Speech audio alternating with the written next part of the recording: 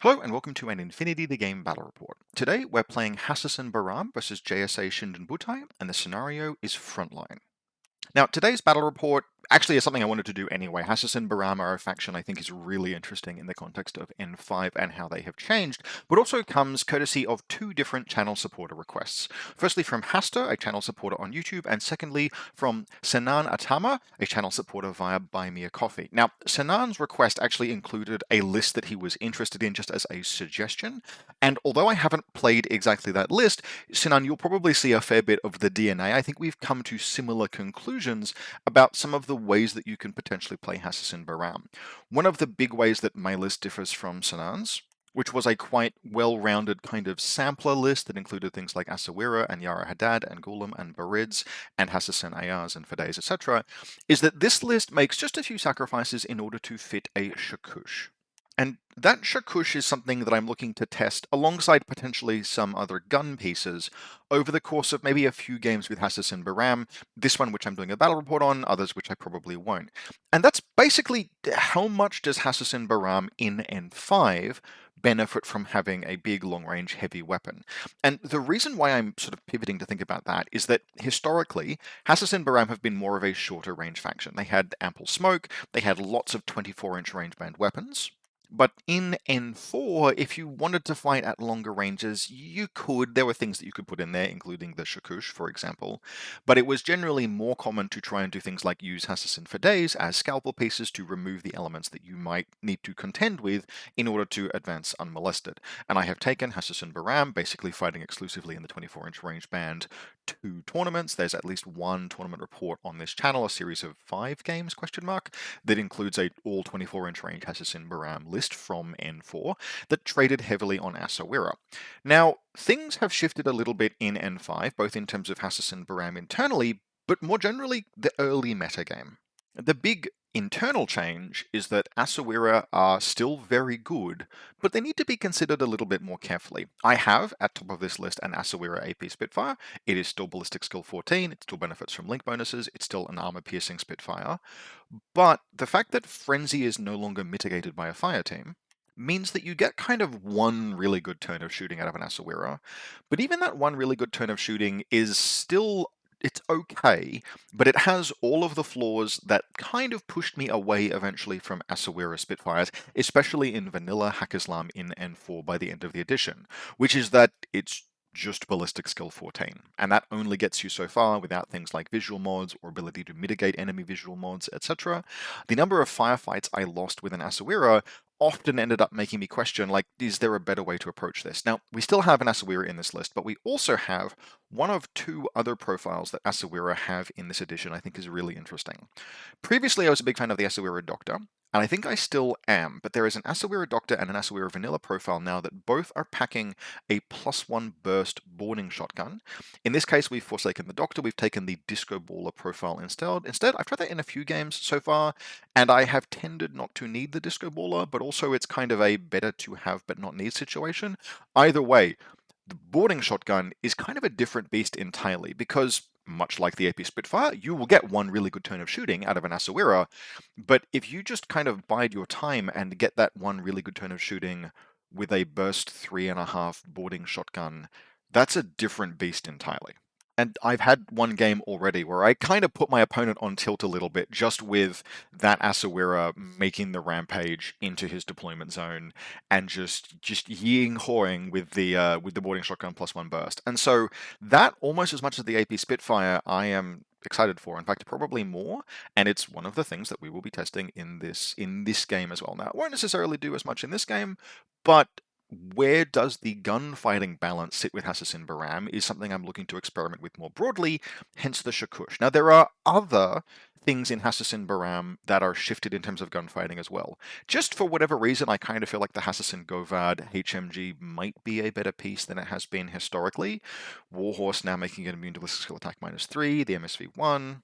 I also have no idea what ballistic skill it used to be, but it is ballistic skill 13 now. It doesn't feel like the worst gunfighter for the points cost. And of course, we have the Hassassin Lasik picking up marksmanship as well. And so, along with the Shakush, getting some just light tweaks upwards, continuous damage on a heavy machine gun is quite nice. I want to just test and see how much Hassassin Bahrams can actually gunfight at longer ranges, because I feel like there is some merit to doing so. One of the pieces that has been introduced to many other factions is the Thunderbolt Total Reaction Bot. And a package that is easy to put in almost any faction is a Thunderbolt Total Reaction Bot for no SWC, 18 or 19 points, an engineer with a turret who can sit behind the Total Reaction Bot, throw out a turret, heal the Total Reaction Bot, and then just a baggage bot as an order. 3 troops, relatively cheap, gives you first turn defense and buys space later in the game by deploying those turrets. That's just a really kind of efficient package that I see in some way, shape, or form make its way into not tons of lists, but enough lists that I am beginning to get a sense that pieces like that, and turrets and other stuff, forms part of the defensive matrix in N5. And especially when you're dealing with things like total reaction bots, 24-inch range-band guns can be a real pain to try and dislodge them with, because you have to get into range, and the range bands on a Thunderbolt make it actually very comfortable sitting far back in the deployment zone, because it has those far back range bands. And while you can send a Hassassin for day after a total reaction bot, it isn't necessarily a bad call. If there's an engineer there as well, the 360 visor on the total reaction bot makes making that kill just a little bit challenging, and the para CCW that you will find on most remotes makes it just a little risky as well. And so, in this list, we have the question, well, what about the Shakush? I will probably go to playing things like a Govad in future. I want to try that. I want to try out Lasiques, etc. But for now, we're just going with the biggest gun in faction. And in particular, dealing with something like a total reaction bot with a Thunderbolt, the Shakush is really, really solid, because that is a situation where continuous damage is really likely to get you a kill all the way to dead, which if you can do that against a total reaction bot that's hiding behind a parapet with an engineer nearby, just saves you trouble for the entire rest of the game. It means that you don't have to, the engineer isn't going to repair it, you don't have to then every turn either put it back down with another gun or keep throwing smoke, keep throwing disco balls, keep trying to sneak past it, because Hassassin for days are usually, this game will be an exception, only good for kind of one turn of offense. And I just don't want to get continuously zoned out with a faction like Assassins, particularly if the table affords my opponent that luxury. So, Shakush, it's going to be paired with a Shakush pilot. This is something that I have actually run in not only one game so far, but it was just kind of like, yeah, it's a 9-point regular order.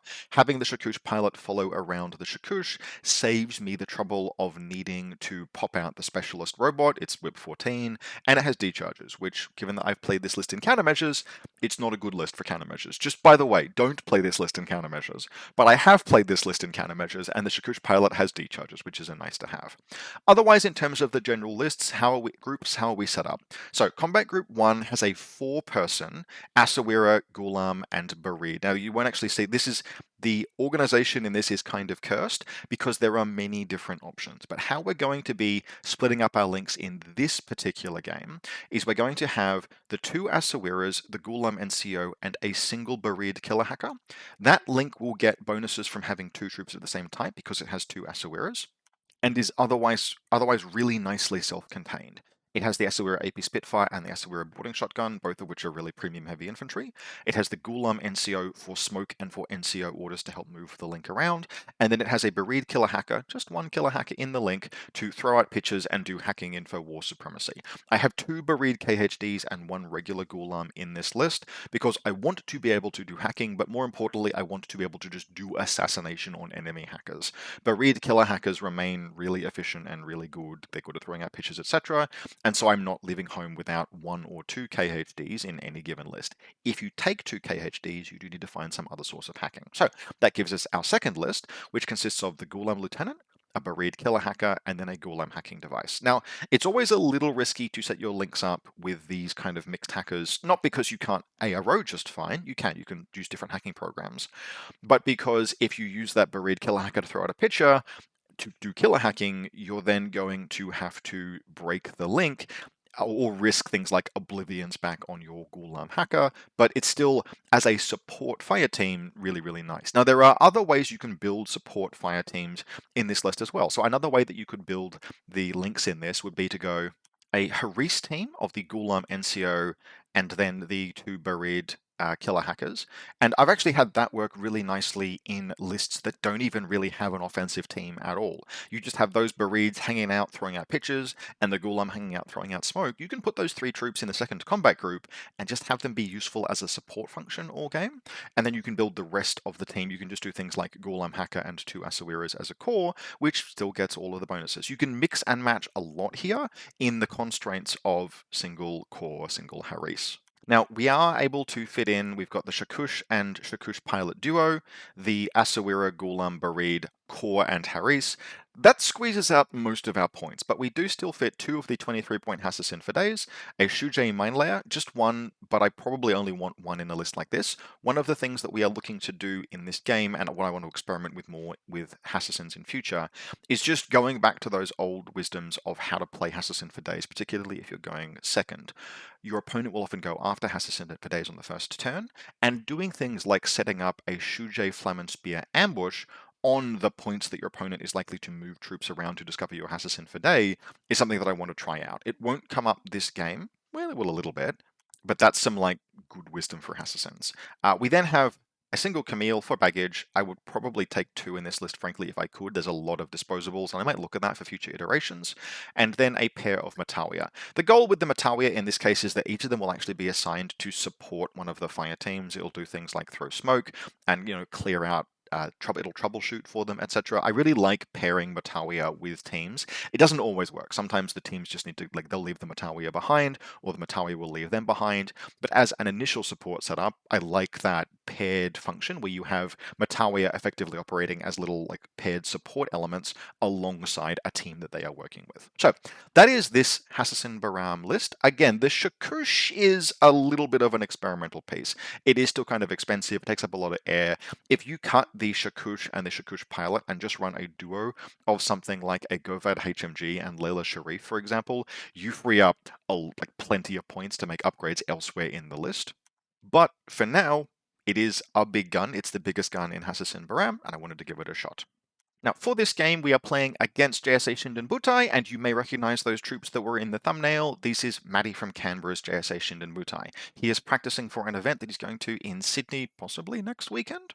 And that means testing and refining lists ahead of settling on some for the event. Now, this list, the genesis of it was actually building for Biotech 4. I turned up at the local game night, not having thought about what we might be playing, and people were like, yeah, let's play Biotech 4. And I'm like, yeah, I love Biotech 4. I don't have a list for it, and I'm not playing Biotech 4 without a list for it. Biotech 4 is actually one of my favorite scenarios. I've never had a bad game of Biotech 4, but you need a table and a list to make it work because it is a fascinating series of scraps. Maddie was very kind and was like, okay, we'll play Frontline instead. It's another one of the scenarios, and this list can play it, and this list absolutely can play it. This is a really interesting list. When he deployed everything, I'm like, ooh, you fit a lot in there. That's kind of cool. But we'll talk about this over the course of the game. I was really impressed by how certain elements of this performed, and I feel like this is potentially one of the archetypes that JSA Shindenbutai should be leaning into. And it's built around a really heavy core with a Shizoku FTO and a pair of Hatamotos. Now, I recently did a faction focus on Shindenbutai, and when I got to the Hatamoto, I'm like, this is here for a reason. It's because it's really good. I can't remember what that reason is. Nanoscreen, I guess? They have mimetism. I just missed that, and many people corrected me in the comments. Thank you very much. Yes, Hatamoto and Shizoku are both very solid mimetism-heavy infantry, and grappling with that in a fire team, and this is a 4 or 5 person fire team, is really actually surprisingly difficult. So to go through the list from top to bottom, we have a pair of Kyojin killers. These things will be assault elements. They'll be trying to move forward, deal damage. In Biotech 4, for example, they can attempt a forward deployment, but failing that, they can get out of the Biotech 4 zone quickly because of super jump. They move very fast. Kyojin killers at this point, I think are well known as a solid and dangerous piece. They need orders to spend, but the fire team, right, the heavy infantry fire team in this list is bringing plenty of its own orders, so you will sometimes / often have those irregulars spare to spend on the Kyojins. We then have a Yamabushi, so 3 camouflage markers, all of them concealing very dangerous pieces. Yamabushi follows kind of similar logic, but in Biotech 4, if we were playing that, he would struggle a little bit more to get out of the zone. Single Pangolin in Biotech 4, that probably gets gets left behind. Sacrifices need to be made, but it's very solid in this list overall because there are plenty of disposable elements. Then we get to the 5-person core. This is a pair of Hatamotos, an NCO with Plasma Carbine and a Lieutenant with Spitfire, and a Shizoku FTO, Yamabushi Paramedic, and a Jizumurai. Now, you must have the Jizumurai in the list because otherwise you can't form it. Everything else then just slots in. Now, that makes this an astoundingly solid list. Firstly, it gets +1 ballistic skill. It's got enough of the same troop types. The Yamabushi is a wildcard card that doesn't add anything, but all of the other pieces contribute to fire team bonuses, which means that you have the 4-person bonus, which means that all of your ballistic skill 13 models go to ballistic skill 14, which is fairly meaningful. Secondly, you have this really interesting effect from this link where it's just really hard to grapple with. You can't flank and hit the Hatamotos, and because like everything, I think the entire link, but certainly everything that's important, has mimetism in addition to multiple wounds / etc. It's almost like trying to attack something like a Myrmidian link, where the combination of cover and mimetism and solid gunfighting stats back, except that in a Myrmidian link, a lot of the pieces maybe won't always be able to just gunfight you in response. Basically everything here can. There are usually going to be at least 3 heavy pieces, all of which will happily take a face-to-face roll against you at different range bands, and which don't hate being used as ARO pieces. And so this list and that fire team is one of the ways of answering the question of how does JSA Shindenbutai defend, right? Because they have a lot of really interesting and technical and solid problem solving and like forward moving pieces, stuff that can go and spend orders and do cool stuff. But they need to get that first turn and they need to survive reactive turns, etc. And it turns out that this link is just really hard to attack, and that's one of the ways that JSA can defend. So very, very cool.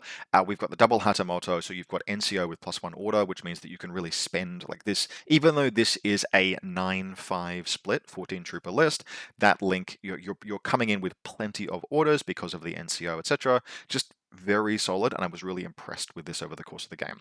Combat Group 2 is then a support link. So we've got a 3-person Tanuki team. Tanuki Chain of Command, it's only 18 points. It's kind of a necessity in a list that's running a Hatamoto Lieutenant who is probably going to be active.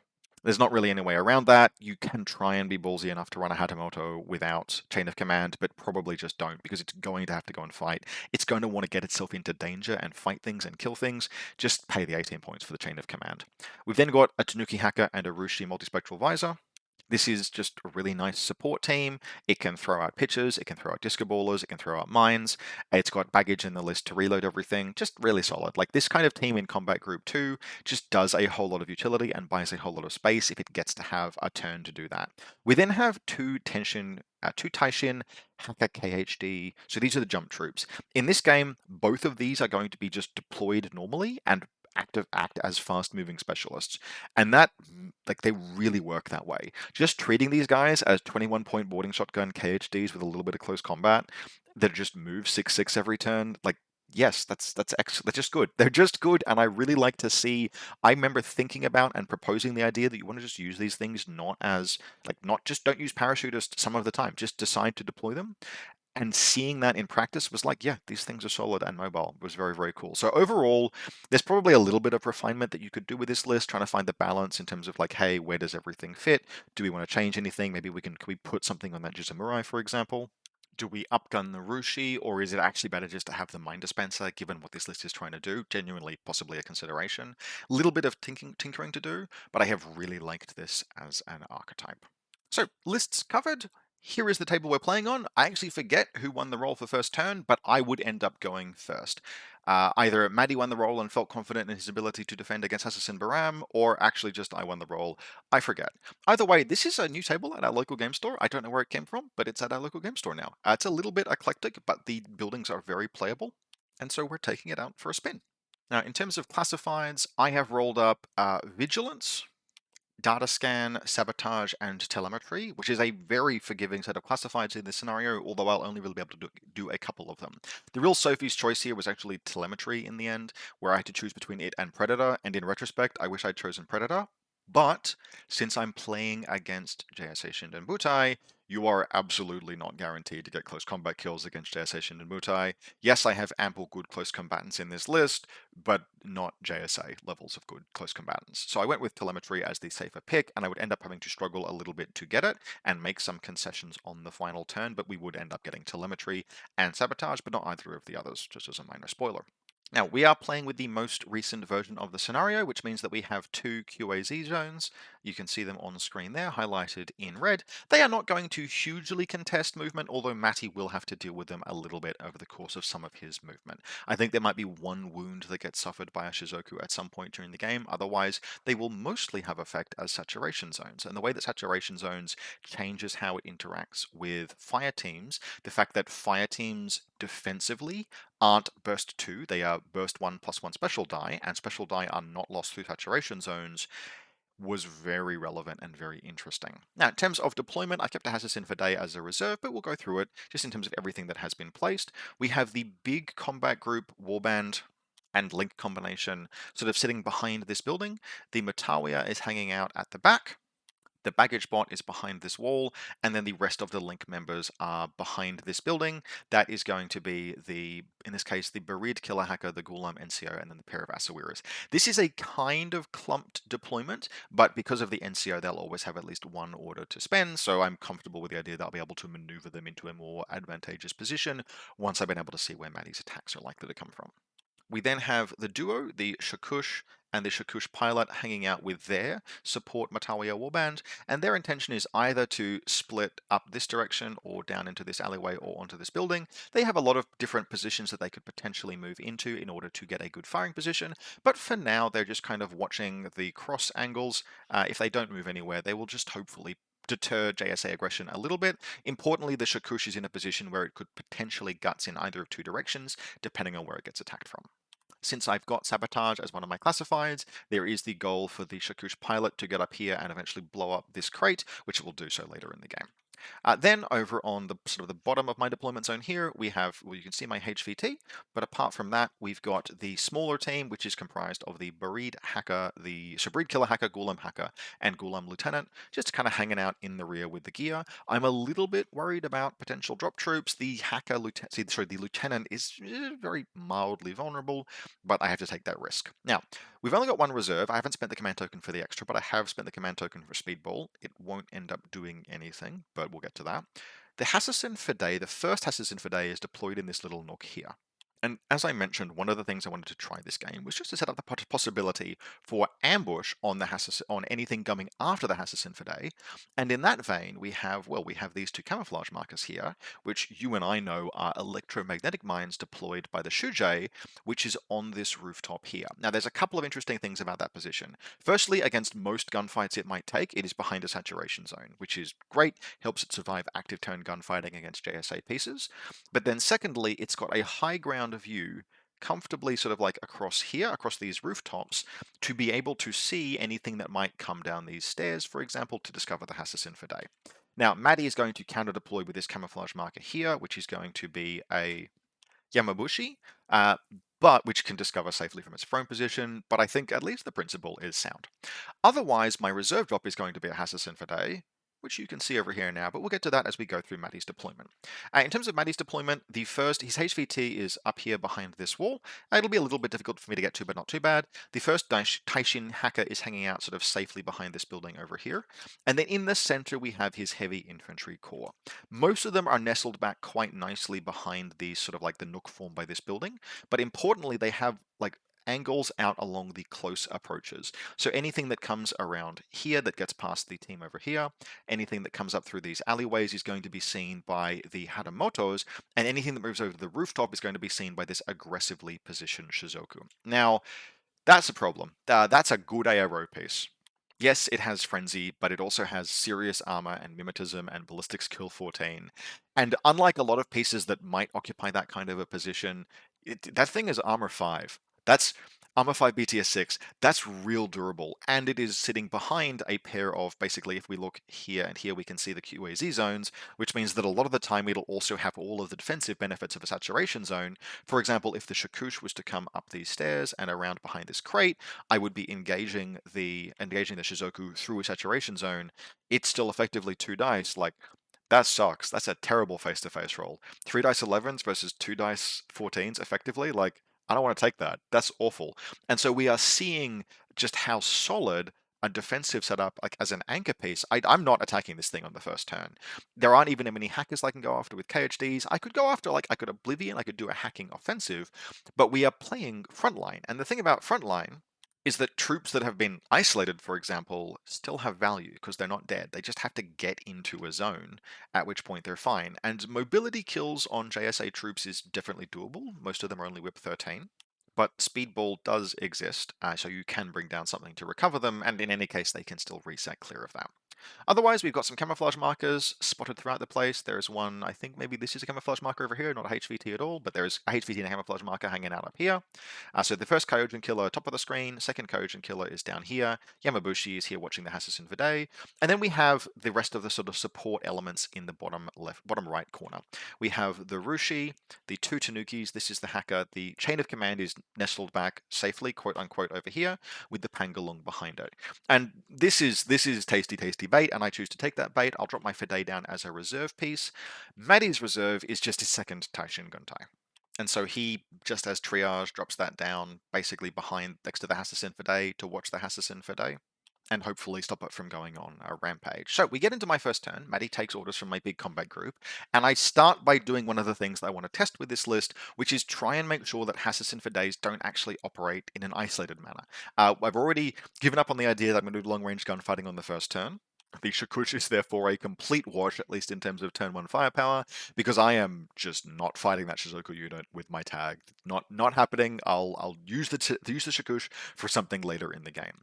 But what we can still do is effectively support the Hassassin Fide. A lot of the time, if you use Hassassin Fides as really like aggressively solo pieces, you're going to have a situation where, yeah, they get a kill, but if there are multiple pieces around overlapping fields of fire, they don't live up to their full potential.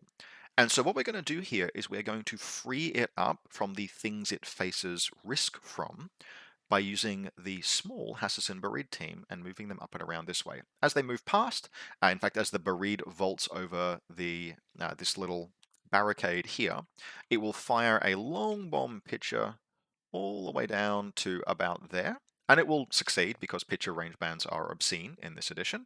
I rolled 2 dice on 9s and I hit one of them.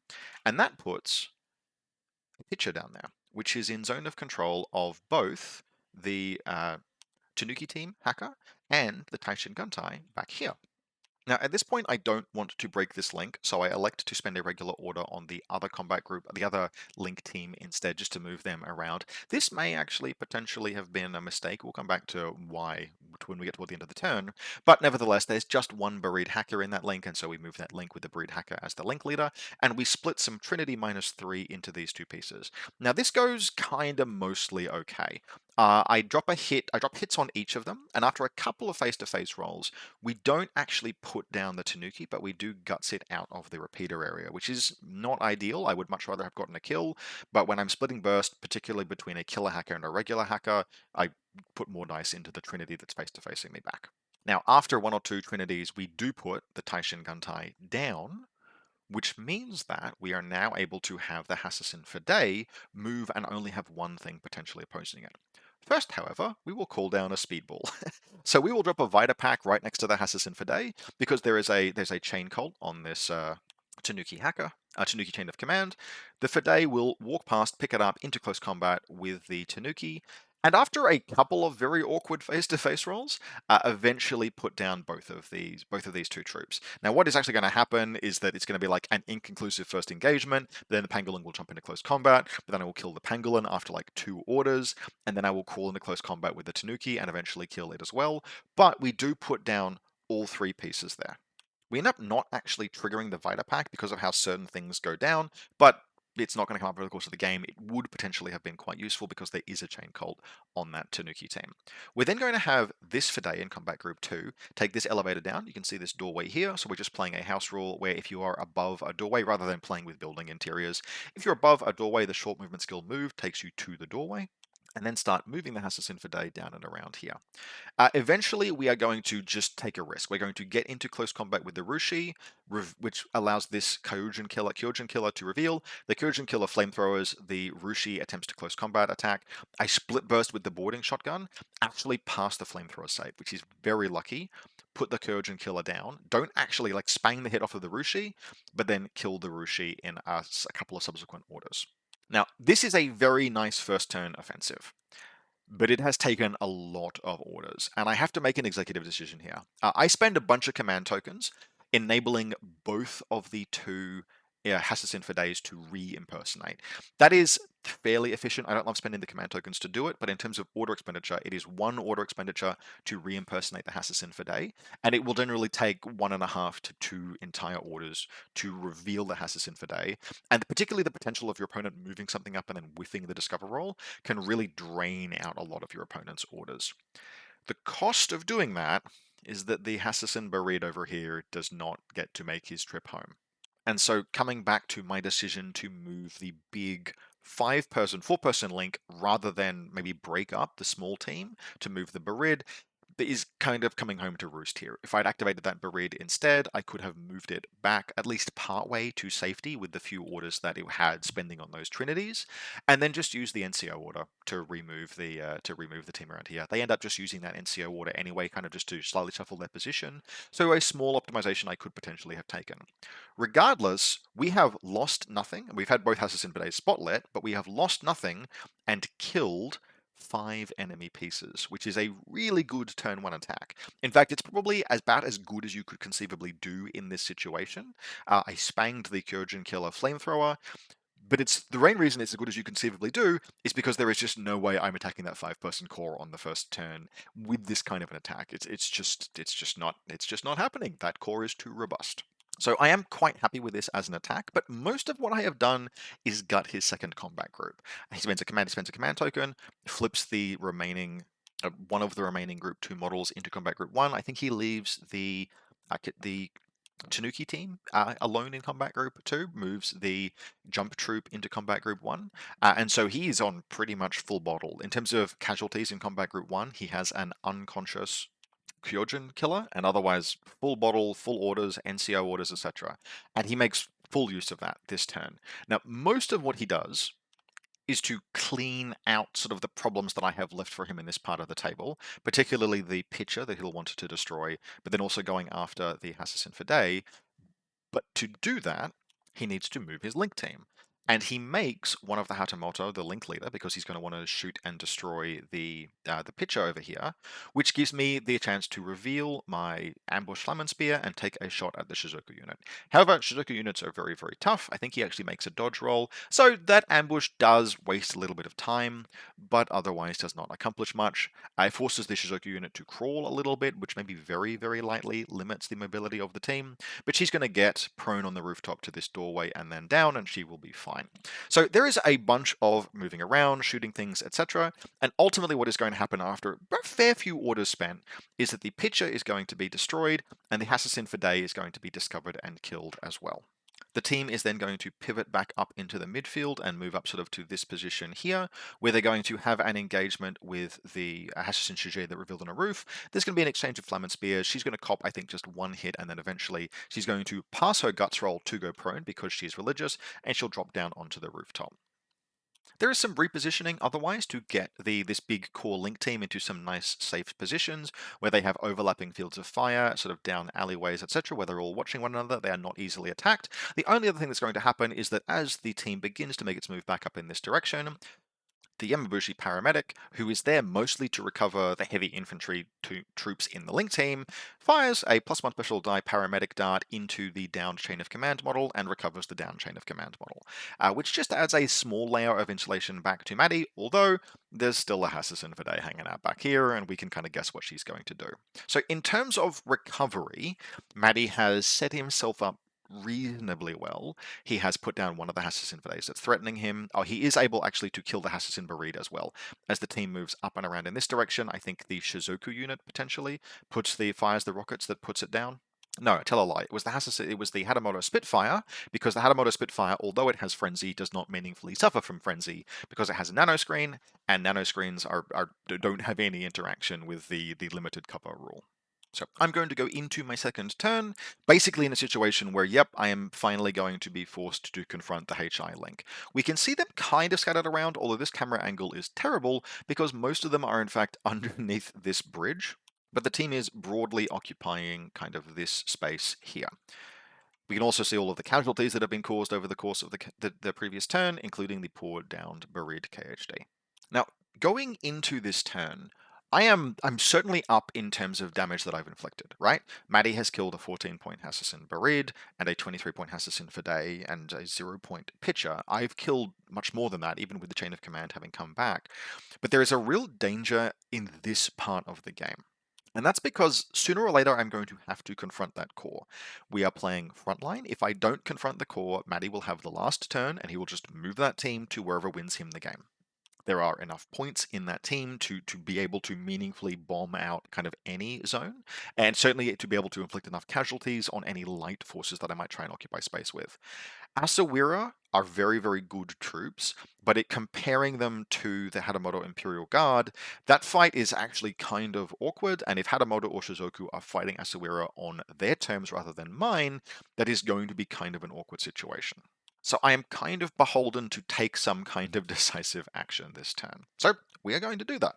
The first thing to do is to put down Maddie's chain of command, because I still have a Hassassin Vide with a Vita Pack back here. She's going to move around and stab the Tanuki team to death this time, and then just move up this direction. She's going to be relieved of the obligation of fighting the other Tanuki team by some action that will happen before she makes this secondary move. This is where the big Link team and the Shakush start coming into play.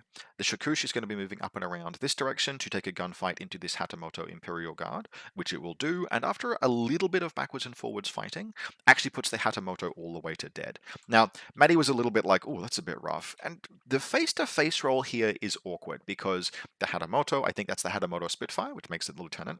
The Hatamoto certainly has the ballistic skill and visual modifier advantage. Its ballistic skill 14 has mimetism, I'm ballistic skill 14 and don't. We are fighting at about 16.5 inches in that face-to-face roll, so it's fine for both of us, but I'm on 11s, he's on 14s. I'm on 3 dice, he's on 2 effectively because of the saturation zone from the QAZ zone, but this is a situation where the Shakush, who's picked up a nano screen, by the way, from the Speedball, this is a situation where the Shakush's continuous damage is really good, because the Hatamoto are only armor 2 with a nano screen. And if I land 1 or 2 hits, in this case I think I crit and hit him in one face-to-face roll, which can absolutely happen, the Hatamoto does not have the armor to carry all the way through that kind of engagement. And yep, sure enough, damage for continuous damage is too much for the Hatamoto to withstand, and it goes down all the way to dead. This does take a few orders, but with the remaining orders in this combat group, because the Fidei in that group is dead, the Shuje, however, is revealed, the Mutawiya from group 1 is going to move up and just throw a smoke grenade down to here, and as the Shakush is spending all of these orders, it's going to catapult the Shakush pilot around. The last order in that combat group, the Shakush pilot by itself will move in the smoke into base contact with this big crate here, and blow it up, completing sabotage. On my left flank, over here, we've got, firstly, our Kojin killer has moved forward, so the other Matawiya is going to move up to try and engage it. Basically move Impetuous and then move. It's able to come around to see the Kojin killer, which doesn't ARO, doesn't reveal itself, and a Discover Shoot later, both of them die. That's a trade I am fairly willing to make. It's not actually quite as good as it looks, because although I'm trading a 7-point piece for a 15-point piece, it's taken me orders. And in fact, I think it takes me the irregular and a regular order to make that kill. And while it was absolutely necessary because it removes the dagger at my back that the Kyojin killer would have been, I still want every possible order that I can have, because I'm really trying to go into Maddie's heavy infantry link, and it's a very dangerous link. So the big team is then going to move out and around this way. They'll take up positions kind of stairwell in this nook, and the Asawira Spitfire will begin to take his fights. Now, he is going to be effectively burst 4, 3+1 special die, because a lot of fights are going to be taking place through the saturation zone, but we're able to get a bunch of shots downrange into that Tanuki hacker, which is actually facing the wrong direction. It's caught between shots coming from both directions because of the Hassassin Fidei. It has elected to take the visibility of the Hassassin Fidei at the end of its turn, and so we take basically a bunch of Spitfire shots at long range, which nevertheless hit and destroy it, which enables the Fidei to then move forward into the zone. The rest of the turn is pretty uneventful, unfortunately. The Asawira takes lots of gunfights against things, but they are all like through this QAZ zone, and I'm just not really able to make anything stick.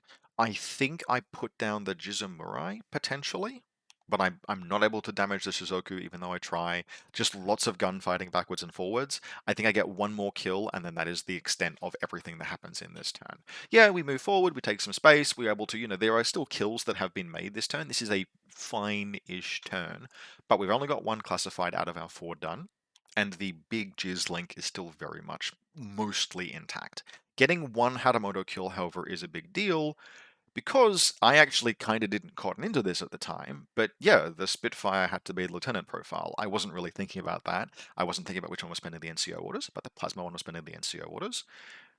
And I just killed the chain of command as well, which means that Maddie begins his turn in loss of Lieutenant. Now, Maddie has not called down a speedball.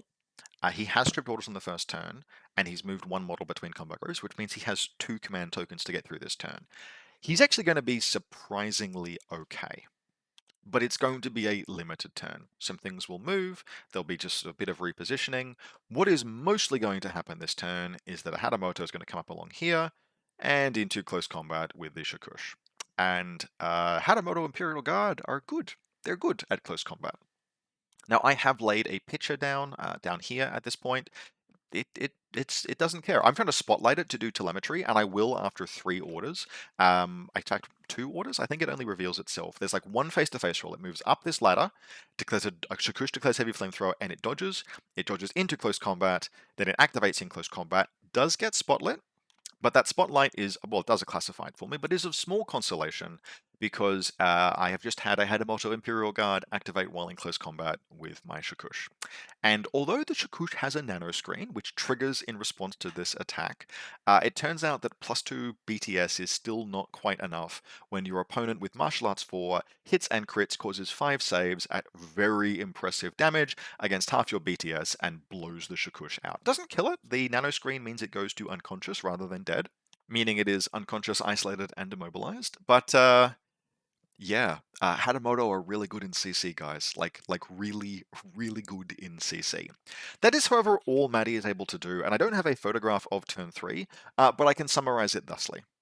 Turn 3 is AP Spitfire Asawira burns all the way to death from heavy rocket launcher. Boarding shotgun Asawira has his brother's back and goes on a rampage. Now, I don't actually have enough orders to really, really aggressively do this, but +1 boarding shotgun, +1 burst boarding shotgun, +1 special die is enough to clean up the Yamabushi and the Shizoku unit, and makes a game attempt to come after the Hatamoto Imperial Guard. But at this point, Maddie's Yamabushi has crawled across the bridge here, chooses to reveal, and the Panzerfaust hits me and puts me all the way to dead. Yes, that's right, both Asawiras went all the way to dead from a single hit. Really happy about the fact that I'm paying a lot of points for regeneration troopers, but the Asawira overall performed ably. Particularly the boarding shotgun one took down more than its points worth of stuff, went on an absolute tear, kind of as you would hope. And with my few remaining orders, I'm able to move the remaining like Barid and Ghulam team just sort of up to this position here. Now I do spend, I think, 3 orders over the course of this turn just while I'm moving things around, attempting to do my other 2 classifieds, which are Vigilance and Data Scan. I will fail both of them, but I am, as a consolation prize, able to get in zone of control of Maddie's HVT over here, which will matter toward the end of the game. Now, as Maddie goes into his 3rd turn, at this point, finally, just about enough is dead. I have recovered the Shakush, sort of. The singular order at this point I had in Combat Group 2. I had 2 orders, and they were spent effectively just standing up the Shujei, which would do nothing, and moving the Shakush pilot around to fire a Gizmo kit at the Shakush. That would recover the Shakush. It won't recover the isolated immobilized states, but it will put it back on 1 wound. But that just means that the Shakush is, once again, all of its systems reboot. The pilot's like, what's going on? I've got systems back. And there is just a Hatamoto Imperial Guard hanging off the cockpit, screaming at him in Japanese. And that Hatamoto Imperial Guard has triggered Frenzy, and it will use its impetuous order and put the Shakush all the way to dead, meaning that the reprieve was at best brief. But by bringing the Shakush back, I have at least guaranteed knowledge as to how that Hatamoto will spend its impetuous order. And if you've been paying attention, you will note that the Hatamoto does not have many orders to spend. Technically, Maddie has a lieutenant, but he's in loss of lieutenant again because he's in retreat. And so left with basically no options at this point. The Hatamoto will round the corner and just completely ace the Hassassin Shujei, which I was vaguely hoping might survive, but nope, no dice there. I don't think I've passed a saving roll since the one the Shakush made out of 5. But Shujei goes down, Hatamoto is enough points comfortably to control the zone between my deployment zone and the middle, but Matty just doesn't have. There's a Yamabushi left, that's literally it, and it can't do anything. Which means that I have the central zone, and the Hassassin for days hanging out in Matty's rear zone. Which means at the end of the game, Matty scores 3 points for zone control, but I don't think has done any of his classifieds. He had a pretty rough draw. I get the middle zone for 2, the far zone for 3, and 2 classifieds, which make 3 classifieds. I've done secure the HVT, which makes the final score 8 points to 3. So a good showing from Hassassin Bahram, even though in this particular case the Shakush kind of did a whole lot of nothing over the course of the game. But the fact that Matty ended like still with a single Hatamoto running around murdering things, I think genuinely did impress me in terms of how that Shindenbutai list can perform. Matty is a returning player. He has absolutely outstanding competitive instincts, like Guild Ball, War Machine, that kind of like razor's edge level of understanding of how to capitalize on a game state. He's still just getting back into brushing the rust off in terms of the positional play and how to deploy things. But stuff like Hatamoto are really good in that situation because you literally can't be out of cover with Hatamoto with the nano screen.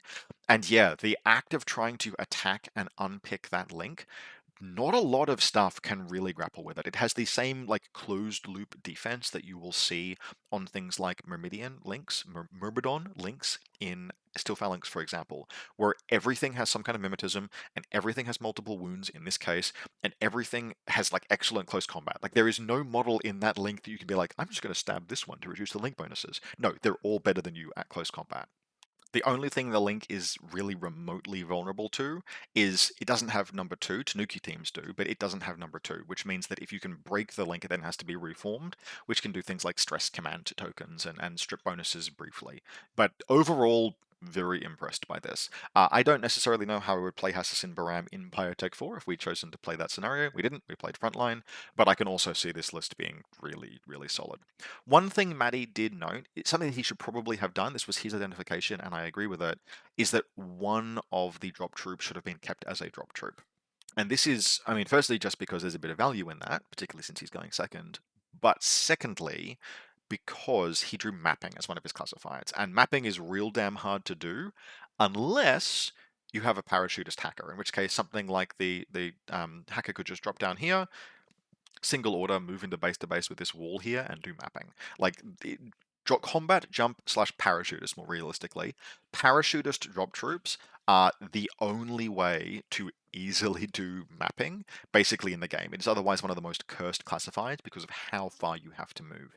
But in this case, he could easily have done it. He just didn't quite identify that until the end of the game. And very, very realistically, if that troop had arrived like that, I would potentially have been in a bit of trouble because it could have come around behind my link, done things like Trinity the Berid. That's always a risky proposition, but it could absolutely have done it, and then maybe boarding shotgun to Gulam, and left me with just those Asawira, who are very dangerous, but if you starve the orders out, they're less dangerous. So overall, an absolutely cracking game. A few positional errors on my part, I think, but a very good first turn kind of carried me through the game.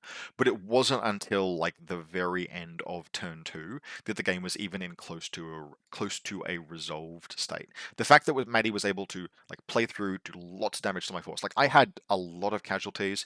My own pieces felt surprisingly fragile by the end of the game. If Maddie had just held off against the Fadays a little bit better early, I think the force that he had in that core would potentially have carried him quite aggressively through to the end game and a very solid position. So yeah, overall, very impressed with the Shindenbutai list. I did like how the Hassassin Bahram list performed. I didn't mind the Shakush, but it's just kind of worth 58 points. So we will be experimenting with different compositions. I want to try an Asawira Doctor with a boarding shotgun +1 burst because I haven't really used the Disco Baller yet on that other Asawira. And I want to try the non-tag heavy weapons that we have access to. I want to try things like Hassassin Govads. I want to try things like the Lasik. Not sure which one. The Marksman Rifle is appealing, but I want longer range bands, so I don't know. But yeah, definitely the Hassassin Govad heavy machine gun is on the list of things to try. Maybe it's better than I think it used to be in N4. It probably is these days, so well worth considering. In any case, that concludes our Hassassin Bahram battle report. Thanks again to Hasta and Sanan Atama, both of whom requested HB battle reports. Both of you, I hope you enjoyed this. Everyone else, as a reminder, if you'd like to support the channel, you can do so via the Buy Me a Coffee link in the video description below, or by becoming a channel member on YouTube. Both are greatly appreciated and allow me to continue to do this. I take requests for factions for battle reports and faction focuses and other topics from channel supporters via both Buy Me a Coffee and on YouTube. So again, thanks to everyone who does so far. Otherwise, and as always, I hope very much that you enjoyed this, and I'll see you next time.